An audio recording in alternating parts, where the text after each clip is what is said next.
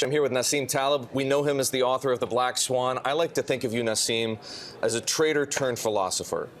Thanks. This is the problem is when you're a trader, you stay a trader, regardless of what Always, once a trader, always a trader. Always you're a a risk management guru. You're a contrarian. You're a number of things. Contrarian doesn't mean take the opposite position. No, I know. Yeah, all right. Mean independent, you mean. So let's tap into some of that right now. Okay. You, like me, and everyone here, everyone anywhere, has been watching what's going on in the White House. And some people think of it as a train wreck. When you look at what's going on in the White House, when you look at what Donald Trump is doing and what he's saying, what do you see? Well, first of all, you watch too much news, because I don't see a train wreck. And I don't see particularly Donald Trump as anything different from other politicians, except in his language, okay? Or perhaps in the way he does things in the accelerated way. Why?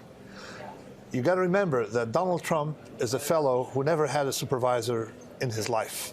No boss. No boss. So he doesn't know how to express things in a way that a supervisor, okay, can understand. So you have to translate what he says and just focus on what he does and to see the things he's trying to do. What about firing the FBI director? What about concerns? What about concerns over... The signal I got, that maybe because I live in a different world, maybe because I watch actions, not commentary. To me, the reason he fired Comey is because, probably in the mind of Trump, he doesn't collude with the Russians. And for him, it's a diversion. That's it. The opposite. In other words, the opposite of what most people think. Many people, I won't say most, many people think he fired Comey because Comey wouldn't stop probing the Russia ties or allegations. Maybe, but Trump is not, people think that Trump is not someone who is intelligent. Trump is not an idiot. He wouldn't be there if he didn't. There's a logic to Trump that you can only get if you forget about the news and then look at Trump as Trump. That's his behavior.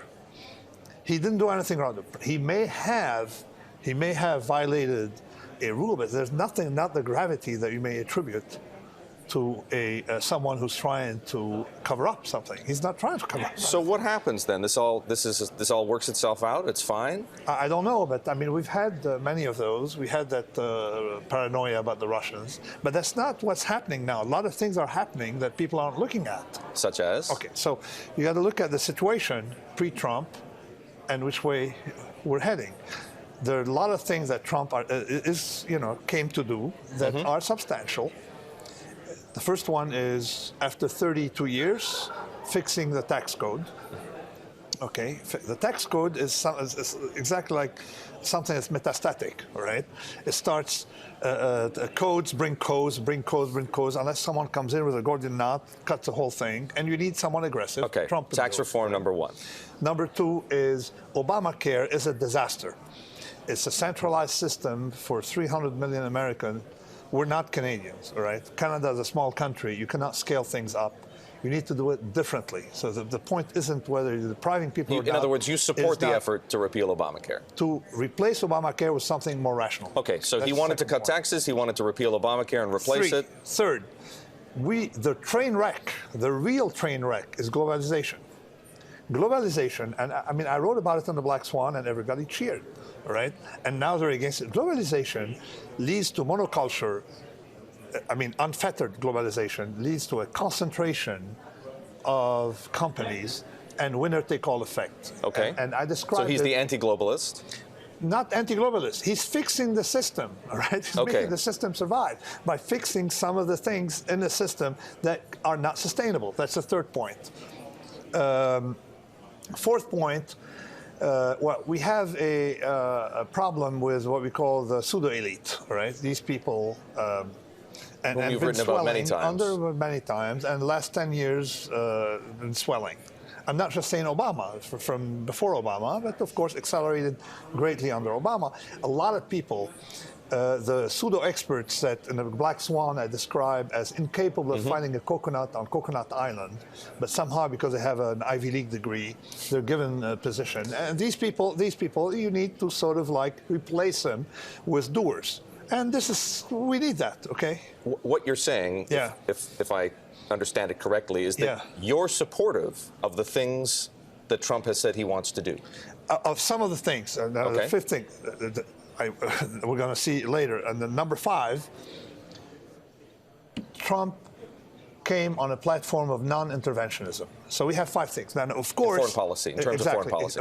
Of course, I am pro-environment, but I am anti-metastatic bureaucracy running stuff like that. You see, so at least you need someone to fix the system.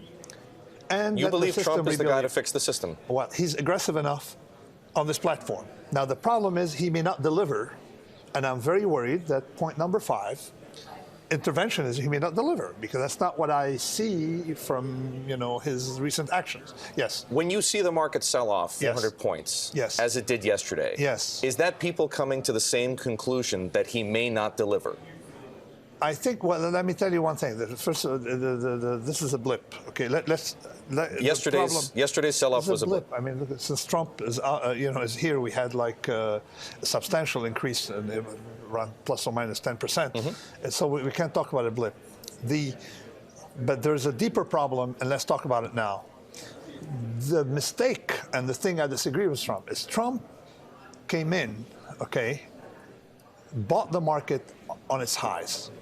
Unlike Obama bought a dip, as Mark Spitznagel said, Trump should disassociate himself from the market. What you mean by this is when the market hit its low in March of 2009, only a couple of months after Obama took office. Exactly. So Obama had the market, on a cheap, all right? So the market went up. He can claim all the credits. Now Trump is claiming credit on the market he's getting, he's buying on its highs.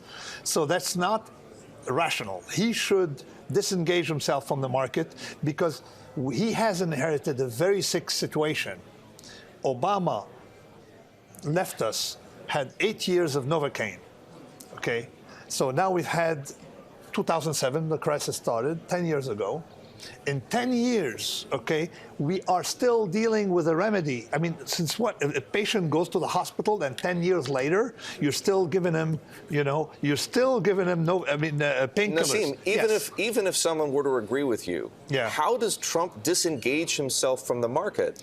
He owns the market whether he likes it or not. Maybe, but he can explain, he could have explained, just coming in, he could explain that, listen, there are a lot of things that my predecessors have left me with that I don't agree with. And if the market collapses, it's not bad. But claiming credit for that rise in the market makes them vulnerable to a sell-off. I'm not sure the effort to try and explain worked so well for President Obama. President Obama inherited a situation too. And he tried to say on a number of occasions, look what I was left with. And a lot of people weren't buying that argument. Maybe, but the guy bought a dip and Trump bought the high. Plus, there's another problem. In my opinion, we have tail risk today we did not have before. And every day it gets worse. We have... How bad is the tail risk today relative to where it was in 2007? 2007, like the market had already collapsed. Today, now today you're going to count going back to 2007 and then start counting to look at the difference. It's worse? I think so, of course. Look at valuations are higher. The risk, hang on a second, the risk of something calamitous happening to financial markets is greater today than it was in 2007. You're falling from higher because you're falling from much higher.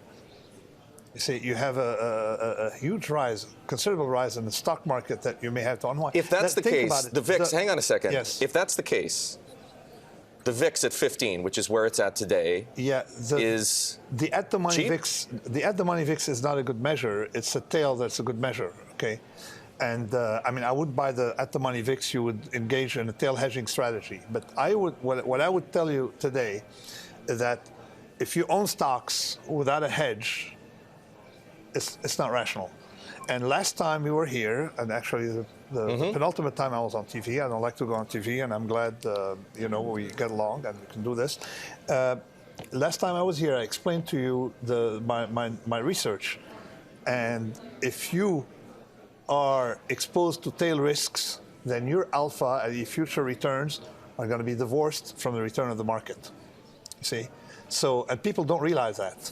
It's like buying a house without insurance. You cannot really look at what's going to happen, to your house by looking at the housing market unless you are hedged. That's my statement.